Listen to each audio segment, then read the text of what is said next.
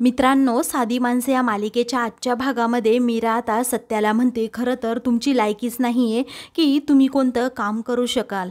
अहो, मी तुमच्यासाठी इथे लाडू, चिवडा आणि करंज्या बनवल्या, पण तुम्हाला त्याचं काहीच घेणं देणं नाही. असं कसं वागू शकता तुम्ही? एवढे बेजबाबदार आणि तुम्ही विश्वास ठेवण्याच्या तर लायकीचेच नाही आहात. अहो, तुम्ही लोकांच्या घरातील सर्वांच्या भावनांशी खेळत आहात.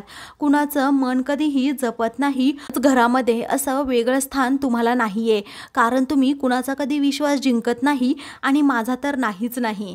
त्यावेळी आता तो म्हणतो, ऐकून घे, मग आता हे सगळं काही माझ्यामुळे झालंय का, असं तुम्हाला म्हणायचं आहे का, असं मीरा आता रागातच त्याला विचारते. तेव्हा तो म्हणतो, तसं नाही आहे, एकदा तरी ऐकून घे. तरीही ती ऐकून घ्यायला तयारच नसते. ती म्हणते, बाबांनी तुमच्यावर खूप विश्वास ठेवला होता. अहो, तुम्हाला माहीत नाही, तुम्ही जाणार तर घरातील सगळेजण किती खुश होते आणि थोडेफार पैसे कमावणार, त्याचबरोबर पैशांपेक्षा तुम्ही काहीतरी काम करणार, असं आम्हा सर्वांना वाटलं होतं. परंतु नाही, तुम्ही तो विश्वासच जिंकू शकला नाहीत. तुम्हाला तर तुमच्या मित्रांनी बोलवलं असेल की कामावर जाता जाता अगोदर एक पत्त्यांचा डाव टाकू आणि मग जाऊ. तेव्हा आता सत्याचे सर्व मित्र हे सत्याकडे पाहतच राहतात, कारण मीरा आता सत्याला खूपच बोलत असते आणि त्याचा जबरदस्त असा अपमानसुद्धा करत असते. मग आता मीरा म्हणते, तुम्हाला माहीत नसेल, परंतु तुम्ही तुमच्या वडिलांचा विश्वासघात केला आहे. त्यांनी तुमच्यावर प्रामाणिकपणे विश्वास ठेवला होता, असं म्हणून ती आता तेथे असणारे सर्व पत्ते त्याच्या अंगावर उधळते आणि म्हणते, तुमच्या लायकीचं हेच काम आहे, असं म्हणून ती आता पुढे मार्केटमध्ये येते. त्यानंतर सत्य आता तिच्या पाठोपाठ येतो आणि म्हणतो, तुझी शपथ, मी कामावर गेलो होतो, तू थांब, तुला ऐकावंच लागेल मी काय बोलतोय ते, असं म्हणून तो आता लगेच तिचा हात पकडतो. मीरा आता रागातच त्याच्याकडे पाहते. मग आता तो म्हणतो, अगं ऐक माझं, मी काय म्हणतोय ते तरी, तुझी शपथ, मी कामावर गेलो होतो, मी खोटं बोलत नाही आहे. मग आता मीरा विचारते, काय झालं? आता ते दोघेही सगळीकडे पाहतात तर सर्व माणसं तिथे एकत्र आलेली असतात आणि त्या दोघांकडे पाहत असतात. तेव्हा सत्य जोरातच त्यांच्यावर ओरडत म्हणतो, तुम्ही तुमच्या कामावर जा ना, आम्हाला आमचं बोलू द्यात, काय बोलायचंय ते. त्यावेळी सत्य आता तेथे घडलेला सर्व प्रकार सांगू लागतो की जेव्हा मी कामावर निघालो होतो, तो डायरेक्टर एका मुलीला घेऊन माझ्या पाठीमागच्या सीटवर बसला होता. थोडं पुढे गेल्यानंतर तो लगेच तिच्याबरोबर लगट करायला लागला. मग मला ते अजिबात सहन झालं नाही. मी त्याला म्हटलं, तू काय करतोस, परंतु त्याने मलाच डाफरलं. तो माझं काही ऐकून घेतच नव्हता. मग थोडं पुढे गेल्यानंतर तिला ते असह्य झालं, कारण ती मुलगी होती ना, ती खूप प्रामाणिक होती आणि हा डायरेक्टर जो होता ना, तो सारखा तिच्याबरोबर चाळे करायला लागला. मग मला अजिबात हे सहन झालं नाही. मी काय करायला हवं होतं तूच सांग बरं. त्यावेळी मीरा म्हणते, त्याला ना असा पायाखाली तुडवायचा किंवा सणासन ठेवून द्यायच्या ना दोन. सत्या म्हणतो, हो, मग मी तेच केलं. मी सणासन त्याच्या 2-3 कानाखाली ठेवून दिल्या आणि त्याला असा तुडवला की पुन्हा कसली आठवण होणार नाही त्याला. मग नंतर तो पळून गेला आणि मग माझी नोकरी गेली. आता यात माझा काय दोष आहे, मला सांग बरं.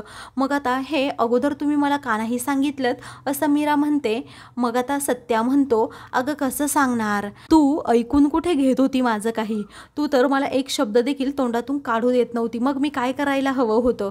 त्यावेळी मीरा म्हणते की हो ठीक आहे, पण माझ्या दादांची टोपी, तिचं काय केलं तुम्ही त्या टोपीचा नुसता सत्यानाश करून टाकला, कारण ती टोपी माझ्या दादांची शेवटची आठवण होती आणि मित्राला घालायला दिली. तेव्हा मित्रांसाठी हा सत्या काही पण करू शकतो, असं म्हणून मीराला तो गप्प करतो.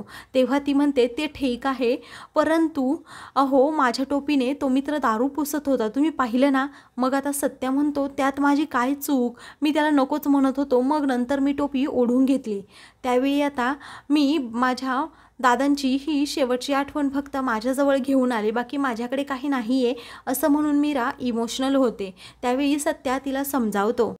त्यानंतर मीरा विचारते, मग तुम्ही पुढे काय करायचं ठरवलंय? तेव्हा सत्या म्हणतो, मी काय ठरवणार. मीरा म्हणते की तुम्ही तुमच्या वडिलांना एकदा कॉल करून सगळं काही सांगायला हवं होतं, म्हणजे त्यांचा अजिबात गैरसमज झाला नसता. तुम्ही तिकडे मित्रांबरोबर दारू प्यायला का बसलात, सांगा अगोदर, या प्रश्नाचं उत्तर द्या. हे सतत दारू पिणं चांगलं आहे का शरीरासाठी तुमच्या, असं म्हणून मीरा आता खूपच चिडते. त्यावेळी सत्या म्हणतो, मी आता काही घरी येणार नाही. मग मीरा म्हणते, इथे कुठे राहणार तुम्ही आणि काय करणार आहे? सत्य सांगण्याची ताकद माणसामध्ये पाहिजे, कारण जर तुम्ही आज सत्य सांगितलं तर तुमच्यावर कुणीही चिडणार नाही. त्यामुळे तुम्ही आता घरी चला आणि सगळं काही खरं सांगा घरच्यांना. मग आता सत्या म्हणतो, मी सांगणार नाही, कारण मी घरी येणारच नाही महिनाभर तरी. त्यावेळी मीरा म्हणते, काय? मग आता सत्या म्हणतो, हो.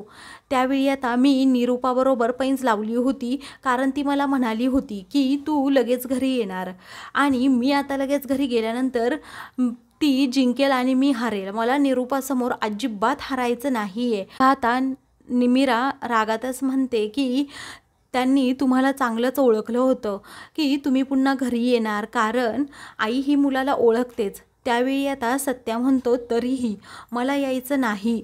मग आता मीरा म्हणते, तुम्ही घरच्यांचा विचार करा आणि घरी चला. आणि हरणं व जिंकणं असं काही नसतं. तुम्ही हरलात असं कोण म्हणेल? हो, हरणं हे चुकीचं नसतं, ते लपवणं जास्त चुकीचं असतं. त्यानंतर आता मीरा असं सांगून त्याला तेथून निघून जाते. तर सत्य हा तिच्याकडे खूप वेळ पाहतच राहतो. मीराला आता खूप वाईट वाटलेलं असतं. दुसरीकडे मधू आणि लक्ष्मी या दोघी ह्या आता त्यांच्या दुकानावर असतात. तेव्हा आता लक्ष्मीला खूपच खोकला येत असतो. ते पाहून मधू म्हणते की अगं आई, तुला एवढा खोकला कसा सुरू झालाय कळतच नाही. मग आता पावसाळ्याचं वातावरण झालंय ना, म्हणून हा खोकला येत असल्याचं आता मधूला लक्ष्मी म्हणते. त्यावेळी आता आपण हॉस्पिटलमध्ये जाऊयात का? एकदा हॉस्पिटलमधून आली की तुला बरं वाटेल, असं आता मधू म्हणते. तेव्हा लक्ष्मी म्हणते, नको, मी एवढी फुलं देऊन येते मंदिरामध्ये, नंतर हारसुद्धा पोचवायचे आहेत, असं म्हणून लक्ष्मी आता मंदिरात जाते. तेव्हा मधू आता काळजीनेच मीराला कॉल करते.